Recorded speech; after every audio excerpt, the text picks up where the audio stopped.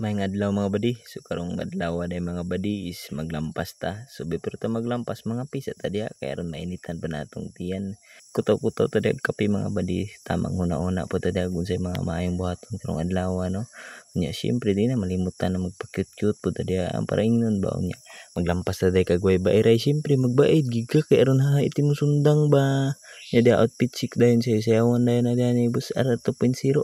iye iye iye nya da mga badi syempre padung na ta kung asa ta maglampas uyati nakapurong man mura mag Muslim mura mag si Aga Jacob uy nya pag-abot ta diha mga badi si Papa naglampas na kay nangayan man gud kay ta kay kini laging vlogger ta syempre mag video pag gitaron nata ika-post ba alangan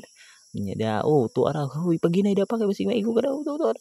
kala ka nabundak na ginang kahoy mga badi nya kita syempre maglampas na punta kay basig matumboyan ta siguro mag video huy paglampas na da ala grabe suga mo lampas bataa uy mura maghinayar pa asa man gikan gikan ba siguro ning Amerika ning bataan ni tanawar gud gyud sa paghapak ang mga bariyo da tuara hala panigbasa